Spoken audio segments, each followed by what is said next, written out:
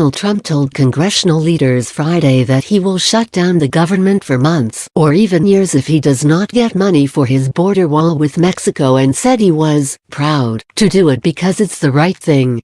Trump's threat was first disclosed by Chuck Schumer, the Senate Minority Leader, during a news conference outside the White House. He accused the president of holding federal workers hostage for the wall and urged him to continue the conversation with the government open. The president confirmed the remarks as he addressed reporters in the Rose Garden. I did say that. Absolutely, I said that. I don't think it will, but I am prepared, Trump said at the beginning of a lengthy news conference. Trump claimed the meeting was very productive, which was a stark contrast to the tone adopted by Democratic leaders, and said that he was setting up a working group led by Mike Pence, the vice president, that would meet this weekend to discuss how to move forward on the shutdown. He headed to the Rose Garden after the meeting for an impromptu press conference flanked by Homeland Security Secretary Kirstjen Nielsen, Pence, Republican Minority Whip Steve Scalise, and Republican Minority Leader Kevin McCarthy. Mitch McConnell, the Republican Senate leader, had been present for the talks but was not at the press conference. Trump claimed he was busy running the Senate, even though it had adjourned until Tuesday. Trump described his wall as a vital national security measure, and in a freewheeling performance claimed that illegal immigrants were being driven across it away from ports of entries, in some cases with women in the back of their vehicles with their mouths taped over. The president also disclosed that he had considered declaring a national emergency to build the wall without legislative approval and said, I can do it, if I want. We can call a national emergency because of the security of our country. Absolutely. No, we can do it. I haven't done it. I may do it, he said. We can call a national emergency and build it very quickly. He said he'd prefer to do it through a negotiated process with lawmakers, and that's what they will be working on over the weekend. You can call it whatever you want. You can call it the Schumer, or the Pelosi, or the Trump shutdown. Doesn't make any difference to me, he told a reporter. Just words. He also used the press conference to say that he had asked the Democrats if they would use the shutdown to impeach him. Schumer, Pelosi, their deputies and their Republican opposites had met with Trump at the White House for 2 hours of talks with Trump as the shutdown went on for a 14th day. Trump insisted that progress was made, although he wouldn't say what it was, and that both sides were in agreement on reopening the government as quickly as possible. As Pelosi left the White House, she told reporters the talks were sometimes contentious. Schumer echoed her comments. It is very hard to see how progress will be made unless they open up the government, he said in brief remarks. Schumer said, we made a plea to the president once again, don't hold millions of Americans, hundreds of thousands of workers, hostage. Open up the government, and let's continue the discussions. The Democrat said Trump indicated in the meeting that he was willing to ride the shutdown out.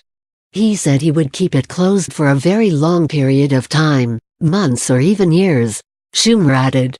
There was no mention from the Democratic leaders of a possible deal floated by Pence, who had suggested that the president could use a program giving legal status to illegal immigrant children as an incentive for Democrats to give him his border wall. Pence said that Trump's stance heading into a Friday morning meeting with congressional leaders is no wall, no deal, but he's willing to negotiate other aspects of an agreement to reopen the government. I think the president's made it very clear, no wall, no deal, he told Tucker Carlson after the Fox News host asked about the Deferred Action for Childhood Arrivals program.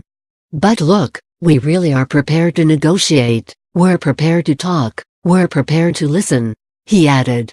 Trump claims at the presser once again that an appeals court squashed a DACA deal last year when it protected the program his administration axed.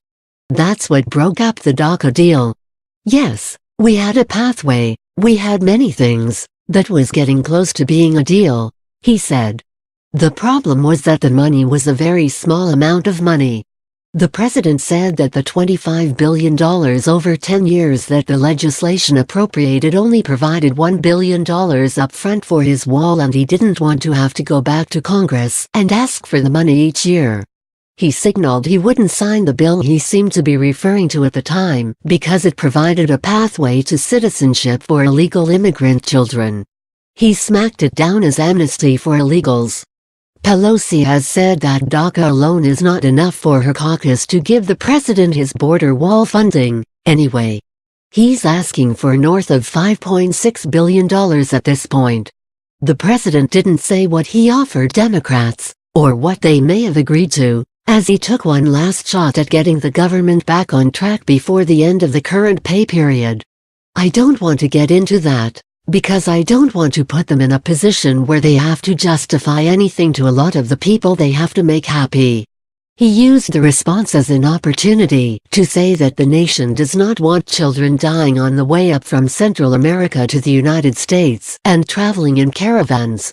Pelosi said Thursday that she'd be willing to give the president $1 for the wall to get the government back open, but she was only half-seriously responding to a reporter's question about the potential for an agreement.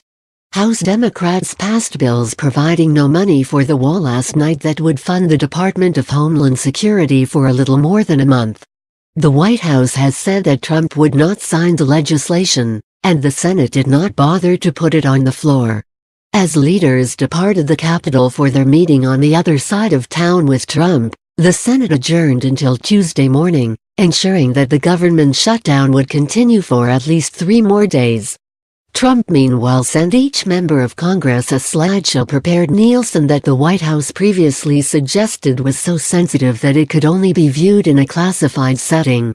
GOP leaders and the White House also complained that Pelosi and Schumer walked out of the Wednesday briefing early and rudely interrupted the president's cabinet secretary. The White House said in a Friday statement that Trump had sent the slideshow briefing to every member of Congress, as such. It also shared the presentation with the media. It was not clear why the presentation needed to take place in the Situation Room of the White House if the information could be distributed far and wide. It is usually used for classified meetings. A notice claimed, some of those present did not want to hear the presentation at the time, and so the president decided to make it available to all members of Congress. It didn't come up at the president's press conference, where a congresswoman's calls for his impeachment and a pay raise his cabinet members were due to receive were also discussed. Trump made his first appearance behind the podium in the White House press briefing room on Thursday afternoon to plug his border wall on camera. He left without taking questions 10 minutes later to the shock and dismay of assembled press. He made sure he had the last word on Friday, giving an impromptu press conference in the Rose Garden on an unseasonably warm winter day. The temperature was 50 degrees Fahrenheit in Washington during the remarks that Trump wore an overcoat too.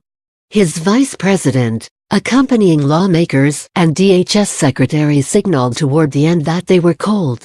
Trump offered his jacket to a shivering Nielsen, but she declined and rubbed her hands together, instead, as the president forged on with questions.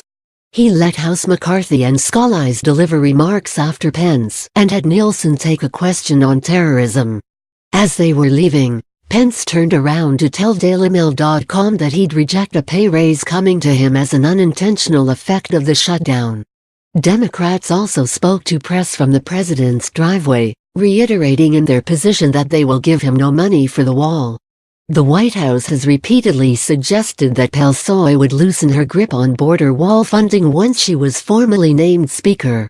Trump has repeatedly claimed that Democrats are refusing him to have a platform to run on in 2020. But the California Democrat has continued to be firm in her resolve that wall funding is not coming. "We're not doing a wall," Pelosi said Thursday after she'd taken the gavel in the House. "It has nothing to do with politics. It has to do with the wall is an immorality between countries. It's an old way of thinking. It isn't